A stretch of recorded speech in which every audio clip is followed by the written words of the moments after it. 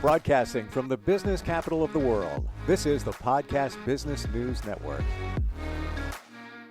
And welcome back, everybody. If you are feeling just kind of lost, maybe stuck, a little hopeless, life's not moving forward, you know it should. Inside, you just know there's more over here, but you can't get there and you can't figure out why. It's probably a really good reason. It's a four-letter word, starts with F. You probably have said it before, not that word. I'm talking about fear. We all have it, and it holds us back. Why? What's going on? How do we overcome it and get over here and overcome the fear? Let's talk about that today. She is a holistic healing practitioner at Connect the Dots, and she helps people overcome this all the time.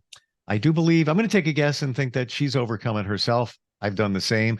Merilee Ford is with us. How you doing today? So good. Thanks for having me. Yeah, it's good to have you here. This is so important that we talk about it because I heard this acronym years ago and I still say it. I still remember it. Fear is false evidence appearing real. So it's things that we think is going to happen if we do this, but more times than not, we're just wasting our time, right? Yeah. Actually, there's a few different types of fear. There's a coach named Brendan Burchard who really focuses on these different kinds of fears. And I think it's valuable to know what they are and to sort of label them so we can recognize them.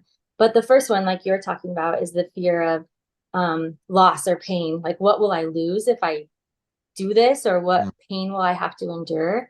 Yeah. And I think it's really interesting. People don't realize is if I like heal, what will I lose? Or if I reach my goal, what will I lose? And typically there is something that we're afraid we're going to lose. Otherwise, we'd all just be reaching our goals all the time.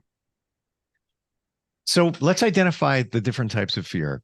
Fear of failure. So there's one. If I do this, I'm going to fail. So let me just stay in my comfort zone.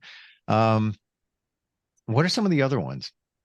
So another one is process pain. So what kind of pain am I going to have to go through during the process to get where I want to be? And that's a pretty scary feeling because it's unknown, first of all, but we don't want to have any pain or be miserable. So we worry, what will I have to endure to get what I want? So going through the process, we're just not brave enough to endure that. Yeah. Why don't we center on that one for a minute? How do you get the courage to just say, blanket, I'm going to do it. Let's see what happens. Let's say you're thinking about changing jobs. Let's say, and this is a big one, ending a relationship that doesn't support you. You know it. You identified it inside, but you hang on. Maybe that's a fear of abandonment, just fear of being alone. How do we get that courage to just move forward? So I think focusing on the current state of what is, we talked about the critter brain and how it can run away, run wild. But focusing on what is right now and not what might be, but also reflecting on past experiences of I've done hard things before and it worked out okay. And here I am still alive. I think reflecting on our past experiences can be extremely helpful. And then also changing our perception. If we can just step away, like step back from the situation a little bit and see it as a bigger picture, we can see from a different perspective and maybe eliminate some of that fear.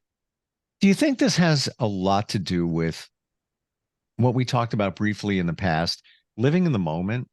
Because if you're here now, where's the fear?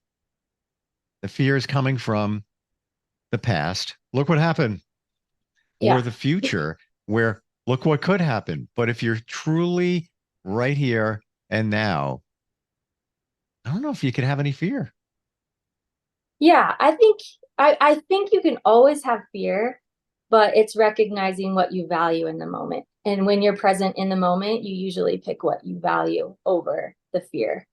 So, I value going on this trip, or I value being with my family. I value healing and getting better more than what might be that I'm not going to think about in the future.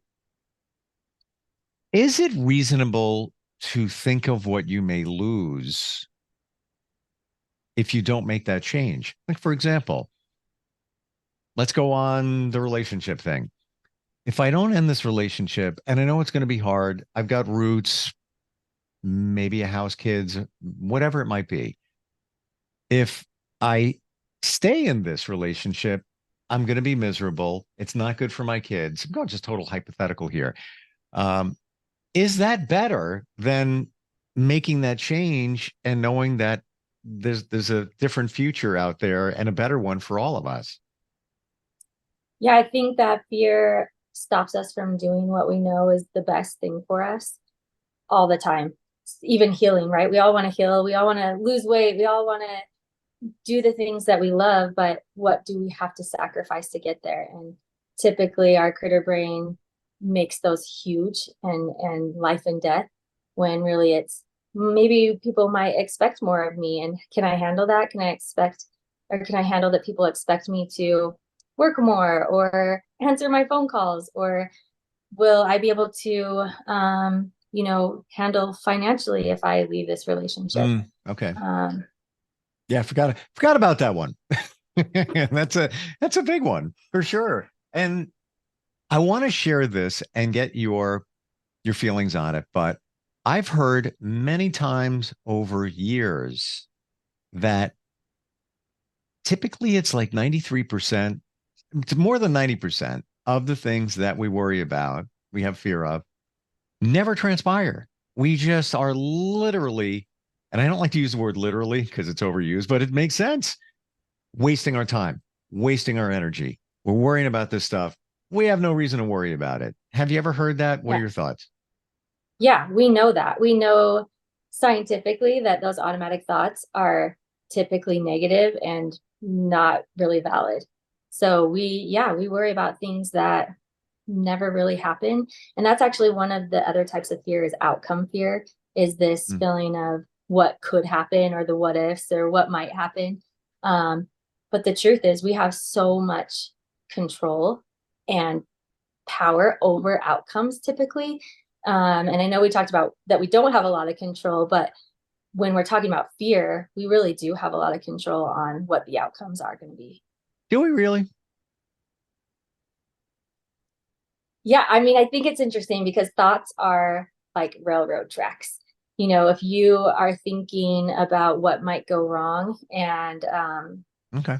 all the what ifs, you go to a place nowhere really quickly. But if you can start thinking about from another perspective, what could go right, or what are the possibilities, and focus on those, or cultivate those by doing exercises of how can I focus on what could go right? It's a railroad track in a different direction. And if we can just shift those thoughts by 1%, we're going to be in a completely different spot. I never thought of it that way. And it's so obvious, but if you can change your mindset to the what if it goes right? How it's going to look in such a more positive way. And I can honestly tell you that I had fear. I would worry about stuff like dumb things. Why did I worry about that? Why, like I have, multiple jobs. Well, what if one goes away? Oh my gosh, then income's going to go down. Then I got to worry about this. Then I got to worry about that. There was no reason to worry about it. There wasn't. I just Yeah. invented it. Like, well, what if? Got to be prepared. Got to Yeah. be prepared. Uh, just it was a waste of time. And then there you go with the 93%. One thing I've learned, and I want to share it because maybe it'll help others, but and maybe you'll agree that once you start taking, call it chances in your fear, or doing things to move forward, getting a little bit out of your comfort zone, you gain more confidence in yourself, and call it the universe, whatever, and then you have less fear.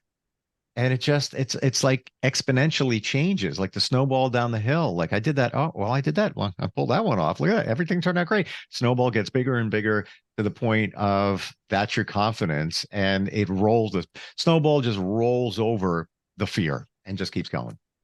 Yeah.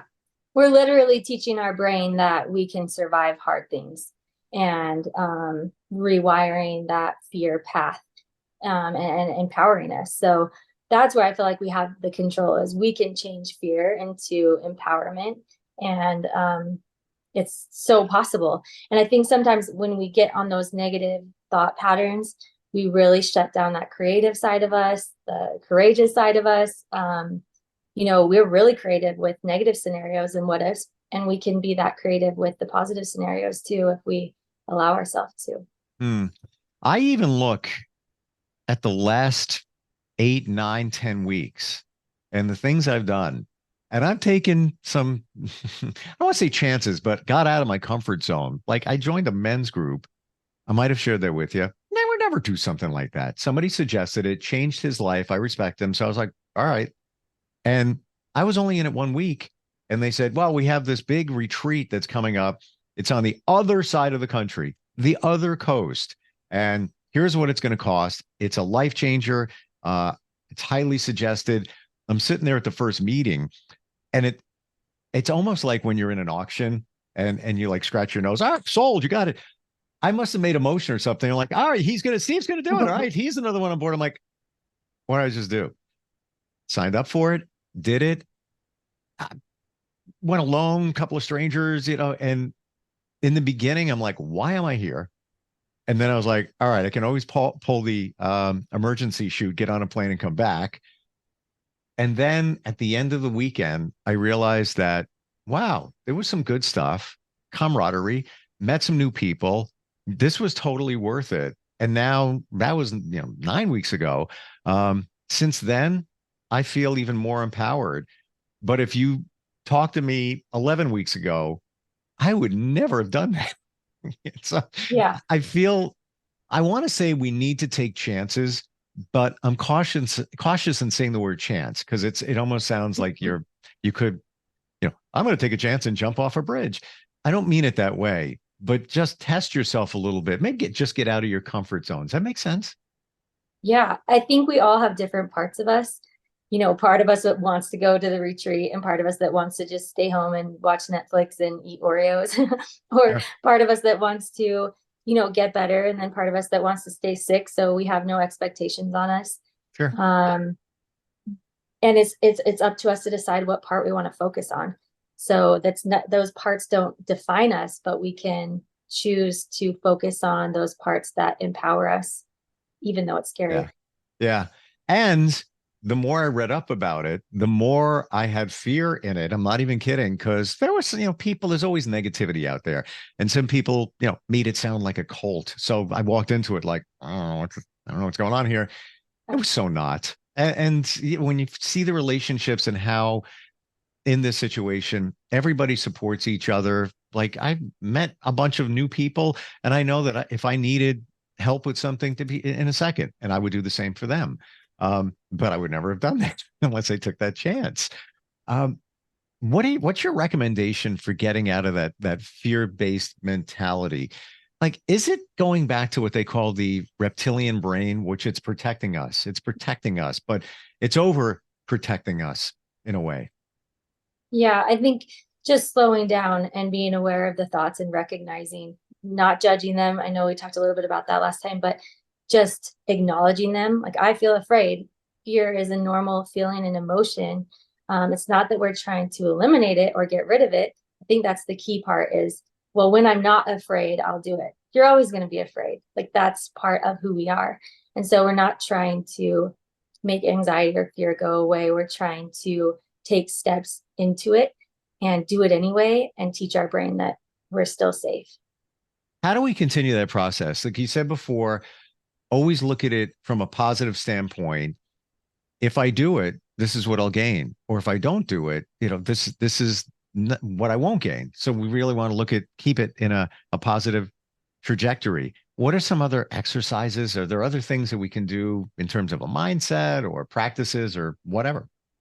Yeah, I think just writing down the pros and cons, but it takes radical honesty. I think that's where the practice is being radically honest with yourself. Why am I not doing something I know is good for me or I really want to do? What do I feel like I'm going to lose? And it takes a bit of digging and maybe reflecting on past experiences. But I think that's probably the hardest part is accepting that I'm not doing something because I'm afraid I'm going to lose something I value. I love that. And I always forget to do it. I used to call it the scale of life. It's like a scale. So, all right, we got the pros and the cons. If I do this, well, but you're right. You have to be brutally honest. Nobody's going to see it. You're just doing it yourself. So, you don't have to worry about that. But I feel it allows you to get a little more clarity when you are writing it down and get out of your head, like the monkey chatter we talk about, like you're just trying to process it. It's impossible. You can't unless you get it out of your head. And I mean, talk to somebody who offers coaching or counseling. There's another way to get it out of your head. Um, Personal question. In the last year, what is something you did that you had a fear of that you overcame? Hmm. So many things. I try to Right? challenge myself every single day because I know that's the key. Like if you're standing still, I feel like you're going backwards. So, I left my kids for a week and went on a vacation, and I felt selfish and I felt like my kids were going to die, and, just little things like that all the time that our thoughts stop us from doing Yeah, what we come want. on. Well, let's be honest, and I get that. My girlfriend did the same thing this past year. Uh it's the what ifs. That's a major what if. That's a well, what if they have a problem? What if there's emergency? What if this? I can't get back in time. What if the flight Yeah. blah, blah, blah, blah, blah, blah, blah, right? Yeah, definitely. Definitely. And then you add on all the guilt, but at the same time, that's where you have to be radically honest. Like, do I value my kids and my time with my kids? Yes. And I also value myself. And I think that that's something we have to remind ourselves of, is what we think we value may not be exactly what we value. It might just be what we're telling ourselves. Mm. But also, we can have both things. We can both, be a good mom and work full time. It doesn't have to be either or. And I think that's a big fear that we have, is if I do this thing, I will lose all of these other things. When in reality, we can do both if we manage it correctly. Thank you for saying that because I think a lot of us, not on the parent side, but just in general, that we think about those things. Like we worry about them. Like why? I'm sure your kids turned around and said, I want you to go on vacation. Like it Yeah. makes you a better mom. Like you feel better. You have some independence, whatever it might be. Um, Guilt gets in the way a lot of times, doesn't it? Yeah, definitely. Yeah. Um, I can admit taking care of myself. Never did it. Always everybody else. And that actually, kind of in line what you just said, going away is like taking care of yourself, self-care. But even to the point of like medical tests or whatever, I would always put them off like, well, I just like, I'm going to go do it. What the heck? And I reframed it in that I'm doing something for myself. This is a good thing. Like, who wants to go to the doctor? I flipped it around like, I can't wait to go because I'm going to find out Yeah. things. I'm probably going to find out everything's okay. Look at it that way. Even like, fear of taking a blood test. I used to have those back in the day. Where did that come from? I don't know. And then when you go and you overcome the fear, I know it's a crazy one, but then you realize, wow, that was 14 seconds. I got all this information and it's all good.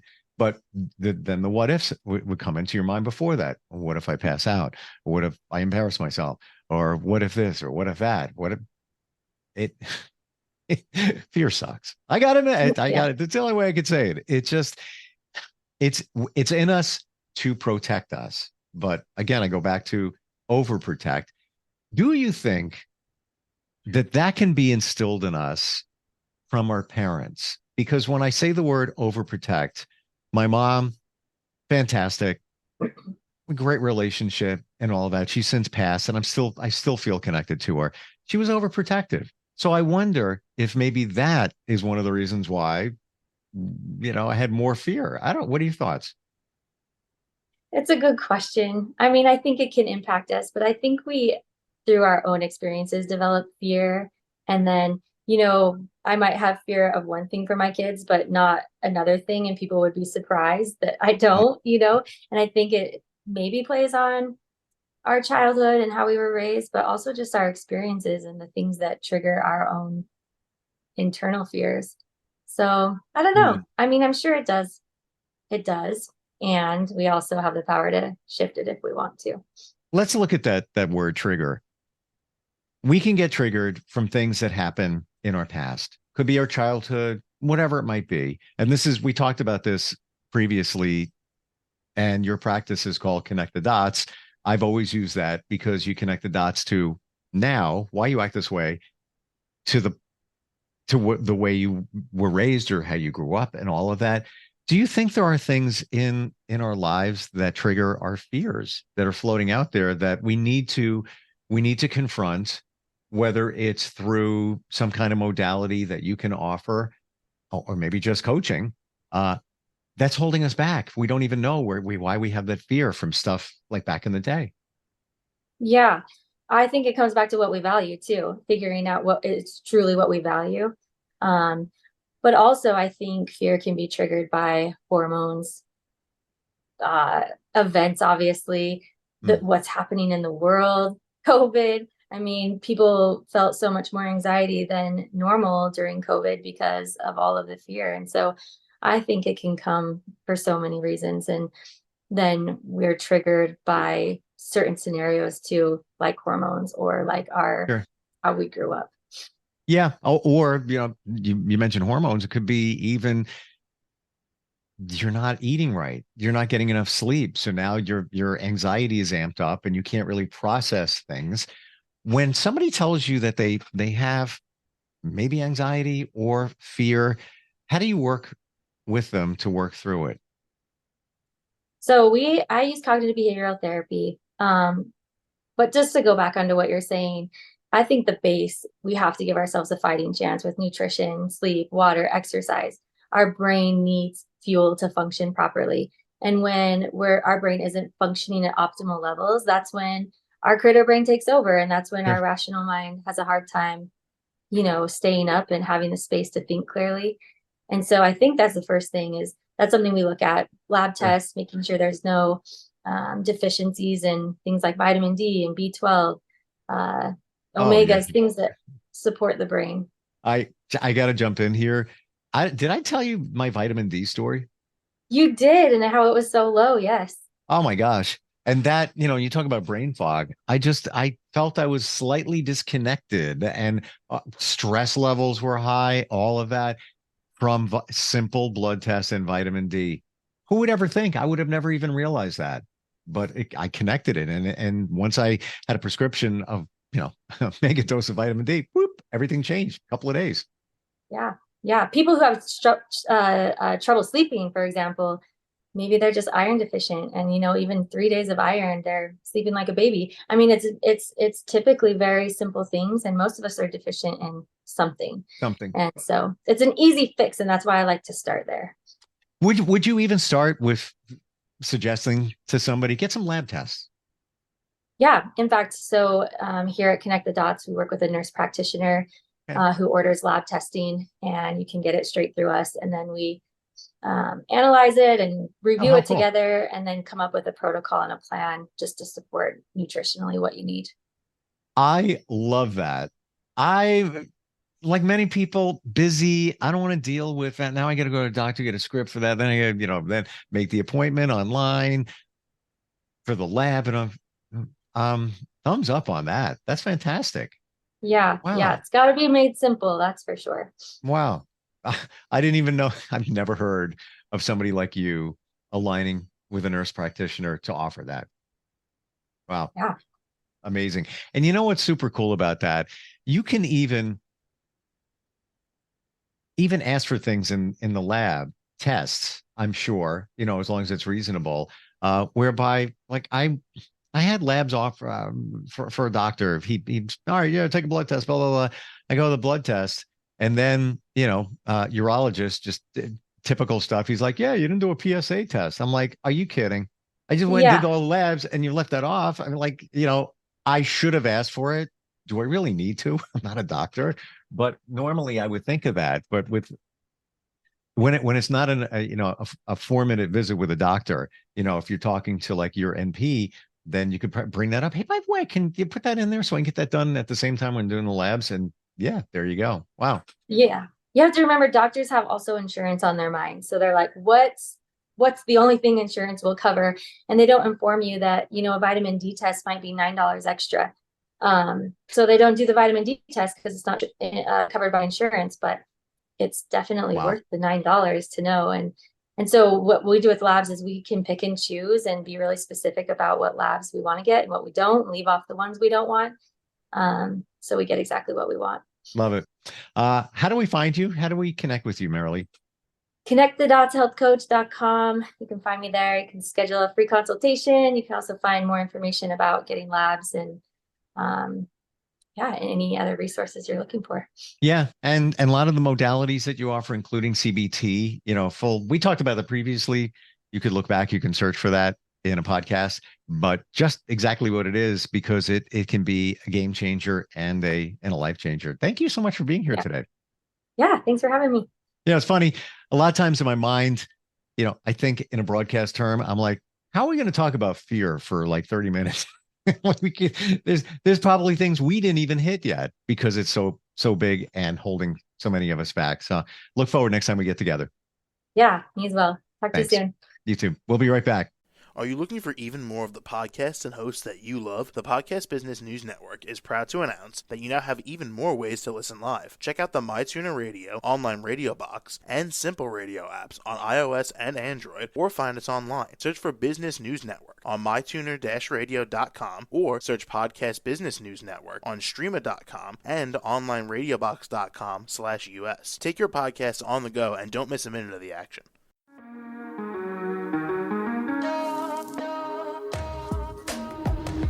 Broadcasting from the business capital of the world, this is the Podcast Business News Network. For nearly 2,000 severely injured veterans, everyday life has become filled with barriers. Day-to-day simple tasks can become pretty daunting. I have to carry my chair up 2 flights of steps or have somebody do it for me. What scares me the most is just the falling. When I'm struggling with my house, I think, to have that one great barrier just knocked down, it's crucial. Home for Our Troops is a wonderful nonprofit that builds a mortgage-free, fully adaptive, handicap-accessible house. And there's no catch. It'll be our very first home that we've ever owned. This is a game changer. This is where your life begins again. We need you to join us in completing this important mission. Please visit hfotusa.org and help build homes and rebuild lives. Because of you, everything's going to be okay.